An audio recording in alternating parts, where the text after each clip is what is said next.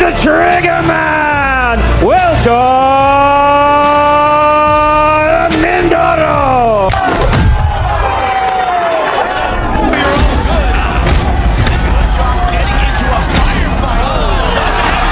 Drives and hit the guy. Oh, big right hand and wins.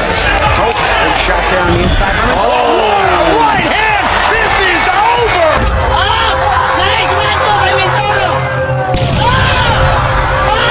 Right by Referee's in after shot. Oh, and look at that uppercut. Usapang boxing, palitan ng mga malalakas na kamao. Muling nagigising ang sigla ng sambayanang Pilipino. Bumabalik ang ingay ng mga boxing fans dahil may isang pangalan na muling babalik sa gitna ng ring. Isang boksingerong kilala sa pagtapos ng laban. Tinaguri ang Canelo Alvarez ng Pilipinas. Isang 100% knockout artist sa middleweight division. Hindi kailangang ipaliwanag ang kanyang presensya. Ito ay agad na nararamdaman. Drives and hit the guy. Oh, big right hand and wins. Oh, big shot there on the inside. Oh, right hand. This is over. Marami ang naniniwala na isa siya sa mga Pilipinong may kakayahang sumunod sa yapak ng nag-iisang Manny Pacquiao.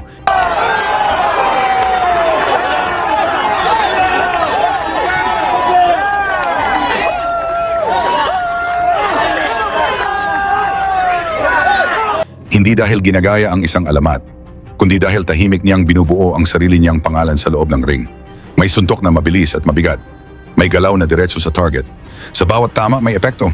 At sa maraming pagkakataon, hindi na umaabot sa desisyon ang laban. Big right hand and wins.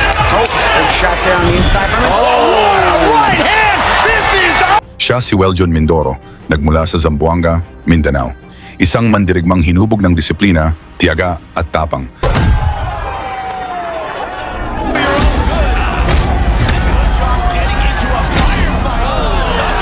Malinis ang kanyang record, 16 na laban, 16 na panalo, lahat ay knockout.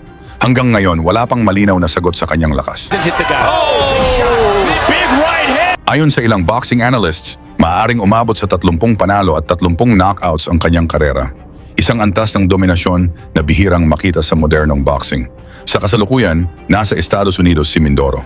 Doon siya nagsasanay. Hinahasa ang katawan, pinatatatag ang disiplina at pinapakinis ang estilo sa loob ng ring. At ngayong Pebrero 21, 2026, muling babalik ang aksyon.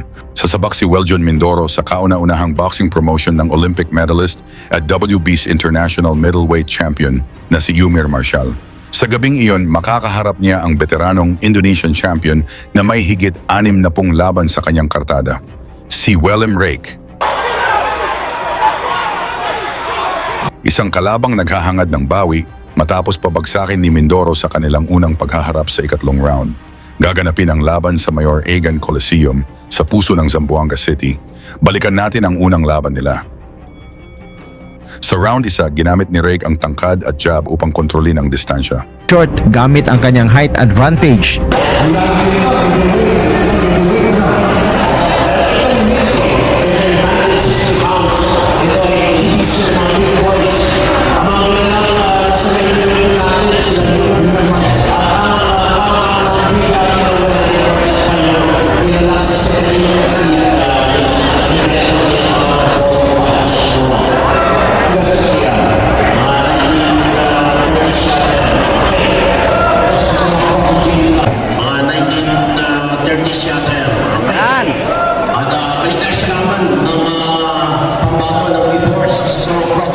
Si Mindoro at si Wilpery ng Indonesia sa ating main event. Magandang hook yung binigay niyo ni Yun, kumawa yung job. Mindoro. Nice counter punch. Punching at depensa pa rin. Tumanggap ng straight sa katawan si Wilpery. Pero tinatansya pa rin no, ni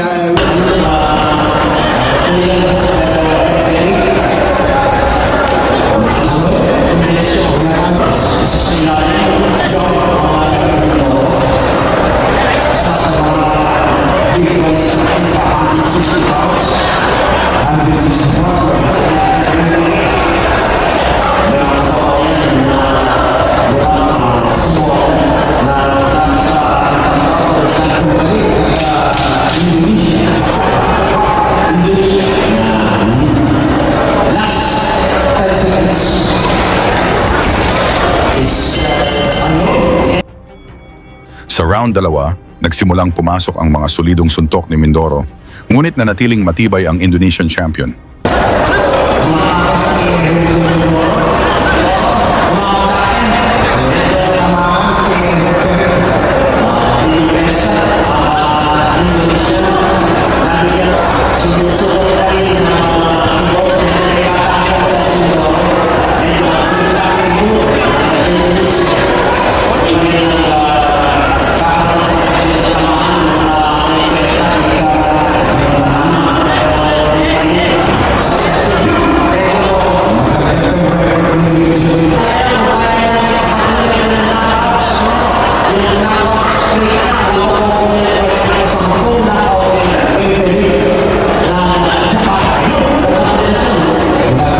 Joe Mindoro, no? 9 wins, 9 knockouts. Success. Tingnan natin ngayon kung kaya niya may patunay ang kanyang knockouts. No? Yung knockout streak niya, kung makukuha niya. 100%, no? Yes, kung makukuha po niya yung kanyang ikasampung knockout game kung gagawin ito against Wimperik ng Jakarta. Yun, gandang kombinasyon. Tinatansya pa rin ni Joe Mindoro. Pinagpaglak din ni Wimperik yung anong tawag dito, yung pirata na yun ni Mindoro. Nakumadaga rin siya, nag-counter siya, medyo pumasok pero malalam niya yung tira na yun. Konting pa yun. Maganda, 1-2, pumasok. Body shot. Hindi na yun. Nice. Medyo nakatras, Medyo kaya nakailag yung ano hindi na natin, puruan. Indonesia. Si Magaling ngayon. Wimperik.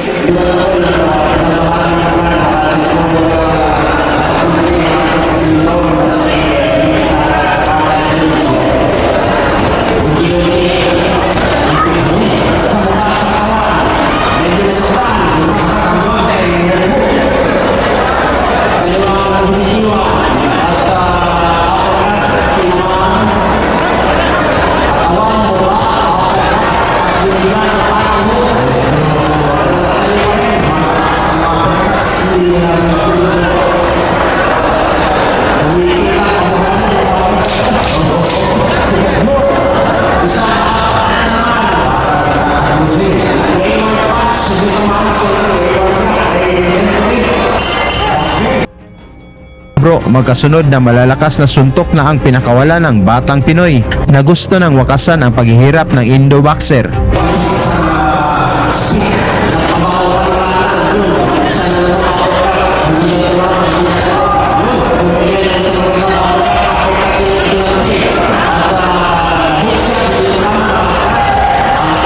Kaya sa Indonesia yung kamay.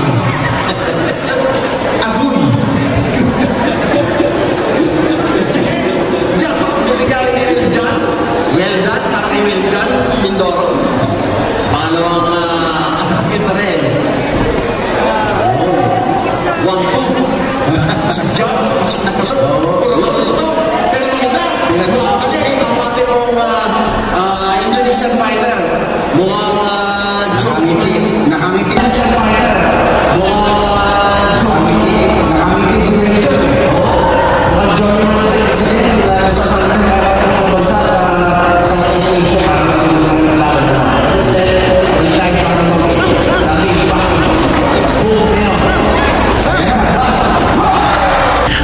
Mula sa mga malalakas na bomba ni Mindoro, bumagsak din ang pambato ng Indonesia at hindi na ito nakatayo.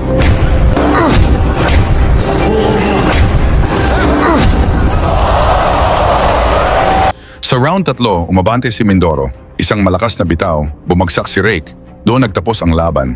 Knockout victory sa ikatlong round.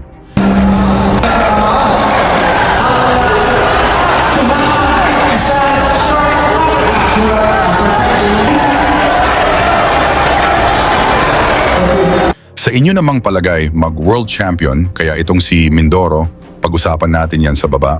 At isama nyo na rin ang inyong lugar para malaman natin saan na umabot ang suporta ng mga Pinoy sa laban ni Mindoro kontra Rake ngayong February 21, 2026 sa Zamboanga. Lagi niyong sundan, huwag magpapahuli. Pag-usapan ni bakbakan, balita niya at laban. Mga Pinoy na di nagpapagapi. Salamat sa mga suporta na lagi nandyan.